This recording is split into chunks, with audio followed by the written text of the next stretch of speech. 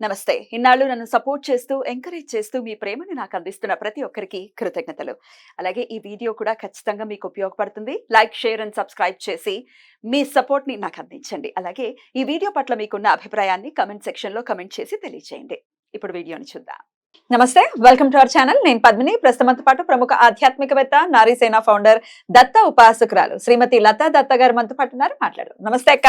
నమస్తే రాజయ్ గురుదత్త. శ్రీ గురుదత్త అక్క. అక్క, దత్తుడు గురించి మీరు చెప్పే విధానం ఇన్నాళ్ల నుంచి చూస్తూ ఉన్నాం కదా. మీరు ప్రతిసారి వచ్చినప్పుడల్లా ఒక 5 ఎపిసోడ్స్ అలా మనం చేస్తే 4 ఎపిసోడ్లు దత్తుడు గురించే మాట్లాడతారు. చాలా చాలా విశేషంగా చెప్తూనే ఉన్నారు దత్తుడు గురించి. అయితే దత్త అనుగ్రహం పొందాలి, ఎంతో కొంత మనం అవేర్నెస్ అనేది ఇస్తూ ఉన్నాము. అది దత్త అనుగ్రహం 100%. ఆయన అనుగ్రహం లేకపోతే ఆ నామం కూడా నోట్లో నుంచి రాదు, అస్సలు రాదు కదా. అయితే ఆయన కృప మాకు కావాలంటే ఎంత మేము ప్రయత్నించినప్పటికీ ఆయన కృపకి మాత్రం పాత్రలు అవుతున్నామా లేదా అంటే అది ప్రశ్నార్థకంగానే ఉంది. లేకపోతే ఇప్పుడు గానగాపురం కానీ, కురువపురం కానీ, పిఠాపురం కానీ అసలు స్వామి దర్శనం కూడా అవ్వట్లేదు, అనుకున్నప్పటికీ అవ్వట్లేదు. ఆయన కృప లేనట్లేనా మాకు? ఎలా మేము దగ్గర అవ్వాలి స్వామికి అంటే ఏం చెప్తారు అక్క? స్వామికి దత్తాత్రేయ పంచరత్న స్తోత్రం అని ఉంటుంది. అది చదువుకుంటే అసలు ఆయన కృప ఏంటి, అసలు ఆయన చిత్తం ముందు స్వామిని అసలు నాయన నీ దృష్టి మా మీద పడేలా చేయి తండ్రి, మాకుండే పాపాలు, మాకుండే బాధలు అసలు అన్నీ కూడా తొలగించు తండ్రి, నీ కృపా కటాక్షాలు కల్పించు తండ్రి అని ఈ దత్తాత్రేయ స్వామి పంచరత్న స్తోత్రం గనక 41 రోజులు కంటిన్యూస్ గా చదివితే, రోజు ఒకటేసారి చదవండి, ఇంకెక్కువ సార్లు కూడా కాదు, ఆయన కృప అనేది మనం అందుకోవచ్చు, అంతేనా? ఖచ్చితంగా అందుకోవచ్చు. అసలు ఈ దత్తాత్రేయ పంచరత్న స్తోత్రం చదువుతుంటేనే నీకు అర్థమవుతుంది పద్మ, అంత చక్కగా ఉంటుంది ఈ స్తోత్రం. ఇప్పుడు నా ప్రయత్నం అంతా అదే. మన సిద్ధమంగళ స్తోత్రం ఎలా అందించామో దత్తాత్రేయ పంచరత్న స్తోత్రము, మొన్న చెప్పిన శ్రీపాదాష్టకం చాలా బాగుంటుంది. అసలు ఎంత బాగుంది. అసలు నీకు ఎన్ని బాధలు ఉన్నా కూడా ఆయన దగ్గర కూర్చొని శ్రీపాదాష్టకం చదువుకుంటే చాలు. ప్రతి గురువారం 9 సార్లు గనక ఈ దత్తాత్రేయ స్వామి పంచరత్న స్తోత్రం చదువుకొని శనగలు నైవేద్యంగా పెట్టి, మాల కాదు మామూలుగా నైవేద్యంగా పెట్టి తాలింపు వేసి గురువారం రోజు గుడికి తీసుకెళ్లి పంచండి, గురు దేవాలయాల్లో పంచండి. లేదు మాకు సాధ్యపడట్లేదంటే మీ ఇంటి అపార్ట్మెంట్ ఉంటే అపార్ట్మెంట్ లో వాళ్ళందరికీ పంపించండి. చిన్న చిన్న గిన్నెలు డొప్పలు ఉంటాయి కదా, తీసుకొచ్చి పూజ చేసి తీసుకెళ్లి పంపించండి. గురు కృప ఎలా రాదో చూస్తాను. అంతే కదా. ఇంకోటి నేను అందరితో నేను ఏం చెప్తానంటే, దత్తాత్రేయ స్వామి గురు అనుగ్రహం కావాలంటే గురువు దగ్గర కూర్చొని గురువుతో మాట్లాడాలి. మీరు గురువుని శరణు వేడాలి. శ్రీపాదరాజం శరణం ప్రపద్య అంటే శ్రీపాద నీ పాదం తప్పించి నాకు వేరే శరణ్యం లేదు నాయన అని దాని అర్థం. దాని అర్థం ఏంటి? శ్రీపాదరాజం శరణం ప్రపద్యే, నీ పాదాలని నేను వేడుకుంటున్నాను, నువ్వే నాకు ఎలాగైనా ఇది చెయ్యాలి, నన్ను ఈ భవబంధాల నుంచి నీ వైపు దృష్టి మళ్ళేలా చెయ్యాలి తండ్రి, గురు కృప కావాలి, నాకు గురు కృప కలిగేలా చేయి తండ్రి, నా హృదయంలో భక్తి అనంతంగా నీ వైపు ఉండేలా చూడు తండ్రి, మరలేలా చూడు తండ్రి, ఈ సంసార బాధ్యతల నుంచి కాసేపైనా నేను నీ ధ్యానం చేసే అదృష్టం ఇవ్వు తండ్రి అని కోరుకోవాలి గురువుని. ఎప్పుడైతే గురువుని పట్టుకున్న తర్వాత గురువు నీ చెయ్యి వీడడు.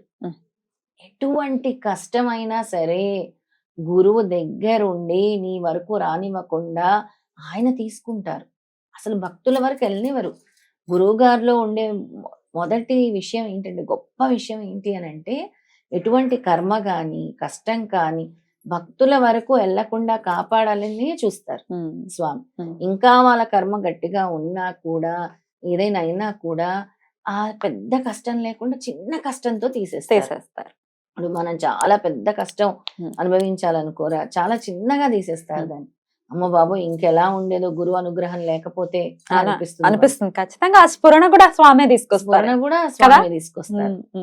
నా విషయంలో నేను ఏదైనా జరిగితే ఆయన్నే కూర్చొని, ఏం స్వామి ఎందుకు ఇలా పరీక్షిస్తున్నావు, నీకు తెలియదా నాయన, నా దగ్గర ఏముందో నీకు తెలుసు, నా దగ్గర ఏం లేదో నీకు తెలుసు, మరి ఇలాంటి సందర్భంలో నేను ఏం చెయ్యాలో కూడా నువ్వే చెయ్యి, నీకే వదిలేస్తున్నాను, నిన్నే శరణు వేడుతున్నాను, మీరే చూడాలి తండ్రి, ఇంకింతకు మించి నేనేమీ చెప్పలేను, ఎందుకంటే నేను మిమ్మల్నే నమ్ముకున్నాను, అనుక్షణం మీ నామస్మరణే చేస్తున్నాను, అనుక్షణం మీ తలంపులతోనే ఉన్నాను, పడుకున్నా లేచినా నిల్చున్నా నా మనస వాచ కర్మన నిరంతరం మీ నామం నా హృదయంలో జపిస్తూనే ఉన్నాను, మరి మీకు తెలీదా నా కష్టం? ఏ నామాన్ని జపిస్తారు మీరు? దిగంబర దిగంబర శ్రీపాద వల్లభ దిగంబర జపిస్తాను. అలా దత్తా లేకపోతే దత్త నిరంతరం శ్రీపాదుడు మాత్రం ఉంటారు. సిద్ధమంగళ స్తోత్రం అయితే చెప్తాం కదా, దత్త దిగంబర శ్రీపాద వల్లభ దిగంబర. ఇది ఆయనకు చాలా ఇష్టమైంది, ఆయన దగ్గరే ఉంటారు. ఇంకా ఓం ద్రాం దత్తాత్రేయ నమః బీజ మంత్రం, ఇది నిరంతరము మనలో అవుతూనే ఉండాలి ఆ చాంటింగ్ అనేది. మనం ఎక్కడ ఉన్నా కూడా అసలు అద్భుతమైన భక్తి అంటారు కదా, అసలు ఇంకా భక్తి ఎలాగా అని అంటే చెప్పటం కాదు, నువ్వు చేసి అనుభవించాలి దాన్ని అని అంటాను. ఎలాగా అని అంటే అప్పుడు ఆయన కృప నీతో, ఆయనే నడిపిస్తారు, డైరెక్షన్ ఆయనే చూపిస్తారు. ఇప్పుడు ఇన్ని విశేషాలు నేను దత్తాత్రేయ స్వామి గురించి చెప్పగలుగుతున్నానంటే ఆయన స్ఫురణ, ఆయన అనుజ్ఞ. తప్పకుండా. అయితే ఆయన దగ్గరికి వెళ్తుంటేనే కష్టాలు వచ్చేస్తున్నాయి, లేకపోతే ఇలాంటి రకరకాల పరీక్షలు వచ్చేస్తున్నాయి అంటే డెఫినెట్ గా బాబు ఎందుకు వచ్చింది బాబు, మనం బానే ఉంది కదా అని అనిపించేటటువంటి పరిస్థితి ఉంటుంది మనసుకి. అట్లాంటి ఒక స్టెబిలిటీని తీసుకురాదు. లేదు ఆయన దగ్గరికి వెళ్తే ఆయన అనుగ్రహం పొందాలి ఎటువంటి పరిస్థితుల్లో అని మనసు ఖచ్చితంగా అంగీకరించదు, వద్దనే చెప్తూ ఉంటుంది. ఇప్పుడు మీరు చెప్పే స్తోత్రమే దానికి సమాధానం. చాలా మంది పద్మిని నీలాగా అడిగారు ఇలా లత గారు మీరు వీడియోలు చెప్పిన తర్వాతే మేము దత్తుల్ని ఆరాధించడం మొదలు పెట్టాం. అంతవరకు దత్తాత్రేయ స్వామి అంటే భయపడిపోయే వాళ్ళమి. దత్తాత్రేయ స్వామి అంటే నిత్యాగరిష్ఠుడని వేసేశారు ముద్ర. మరి పూర్వం నుంచి దత్తాత్రేయ స్వామి మఠాలు ఎలా ఉన్నాయి, పీఠాలు ఎలా ఉన్నాయి, ఎంతమంది ఆరాధించేవారు, ఋషులు సైతం ఆరాధించేవారు. స్మతృగామి ఆయన కదా, స్మరణ మాత్రమే సంతుష్టుడు ఆయన. అలా దత్తాత్రేయ స్వామి రాంగ్ గా పోర్ట్రే చేసి ఆయన ఏం చెప్పారు, మనము మాంసాహారాలు భుజించకూడదు, మనం చేసే దాని మీద ఏకాగ్రత ఉండాలి, ఏదైతే చేస్తున్నామో దాని మీద ఏకాగ్రత ఉండాలి. ముందుగా దత్తాత్రేయ స్వామి విషయంలో ఎందుకు భయపడతారంటే, గురువుని ఎప్పుడైతే పట్టుకున్నామో డిసిప్లిన్ అనేది ఉండాలి ప్రతి ఒక్కరు. ఆ డిసిప్లిన్ లేదనుకో పద్మిని పరీక్షలు పెడతారు. డిసిప్లిన్ అంటే నువ్వు గురువుని పట్టుకొని నువ్వు చేసే పిచ్చి పనులన్నీ చేస్తూ ఉన్నావు, ఒకరికి ఆపద కల్పించటము, ఒకరిని దూషించటము, ఒకరిని విమర్శించటము, ఒకరికి అన్యాయం చేయాలనుకోవటం, ఒకరి దగ్గర నుంచి ఏదైనా లాక్కోవటం, ఇవన్నీ నువ్వు చేస్తున్నా కూడా మారకపోతే స్వామి తప్పకుండా పరీక్షిస్తారు. అంతకు మించి ఆయన నాకు ఇది కావాలి అది కావాలి, సాత్వికంగా ఉన్ననాడు ఒక్కనాటికి పరీక్ష అనేది రాదు, అస్సలు రాదు. సాత్వికంగా అసలు ముందు దత్తాత్రేయ స్వామిని పట్టుకుంటే వచ్చేది మనశ్శాంతి, ఆనందం. ఎప్పుడు నేను చెప్తాను అందరికి, నీకు ఎన్ని కోట్లు ఉన్నా కూడా రాని మనశ్శాంతి దత్తాత్రేయ స్వామిని పట్టుకోగానే వస్తుంది. ఇప్పుడు నేను చెప్పబోయే స్తోత్రం వింటావు కదా, శ్రీ దత్త పంచరత్న స్తోత్రం. తప్పకుండా. ఓం అనసూయాత్రి సంభూత దత్తాత్రేయ మహామతే సర్వదేవాది దేవత్వం మమ చిత్తం స్థిరం కురు, మాకు చిత్తం కల్పించు తండ్రి. శరణాగత దీనార్థ ద్వారకాకిలకారక సర్వబాలక దేవత్వం మమ చిత్తం స్థిరం కురు. సర్వమంగళ మాంగళ్యే సర్వాది వ్యాధి భేషజః సర్వసంకట హరింత్వం మమ చిత్తం స్థిరం కురు. స్మతృగామి స్వభక్తానాం కామధోనిపునాశనం భుక్తి ముక్తి ప్రదః సత్వం మమ చిత్తం స్థిరం కురు. సర్వపాపక్షయకరః తాపధ్యేయ నివారణః యోభిష్ట ప్రదః సత్వం మమ చిత్తం స్థిరం కురు. ఏతత్ ప్రయతః శ్లోక పంచకం పఠేత్ సుధిః స్థిరచిత్తః స భగవత్ కృపాపాత్రం భవిష్యతి. పంచరత్న స్తోత్రం.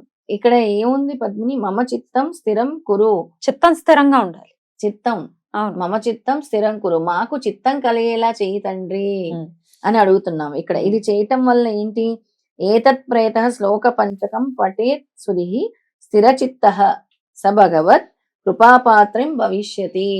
స్థిరచిత్తం కల్పిస్తారు, కృప కల్పిస్తారు. ఇక్కడ ఏముంది మధ్యలో, సర్వదేవాది సర్వబాలక దేవత్వం మమ చిత్తం స్థిరం కురు. ఇక్కడ సర్వాది వ్యాధి భేషజ, సర్వ వ్యాధులు నివారిస్తావు, సర్వ సంకట హరిన్ అని కూడా ఉంది ఇందులో. అలాగే మేము పిలవగానే వస్తావు కదా స్మతృగామి అని కూడా ఉంది. అలాగే సర్వ పాప క్షయకరః అని కూడా ఉంది. ఏం కాదు, ఇంకా అన్ని ఆయన చేయగలరు, ఆయన మాత్రమే చేయగలరు. అది ఈ స్తోత్రము చాలా చిన్నగా ఉంది, చక్కగా చదువుకోవచ్చు. దీన్ని శ్రీ దత్త పంచరత్న స్తోత్రం అని అంటారు. దత్తాత్రేయ స్వామి వారి పంచరత్న స్తోత్రం మనము డిస్క్రిప్షన్ లో. స్థిర చిత్తం కలగాలి మీలో, డెఫినెట్లీ స్టెబిలిటీ లేకనే కదా. అసలు అది అందుకే తమ అడుగుతున్నావు ఈ అల్లకల్లోలం. స్తోత్రం చదివి, ఉమ్. నాకు కృప కావాలి, నాకు చిత్తం కావాలి. నీకు చిత్తం ఉంటేనే కదా కృప వస్తుంది. Right. అందుకే ఈ స్తోత్రం చదవమని చెప్పి. బ్యూటిఫుల్ అక్క, చాలా చక్కగా వివరించారక్క. డెఫినెట్ గా ఇది చాలా మందికి హెల్ప్ అవుతుంది, ఆయనని దగ్గర నుంచి చేస్తుంది. ఖచ్చితంగా చెయ్యాలి అని మనస్ఫూర్తిగా కోరుకుంటూ థ్యాంక్ యూ సో మచ్ అక్క. నమస్తే. జై గురుదత్త. శ్రీ గురుదత్త.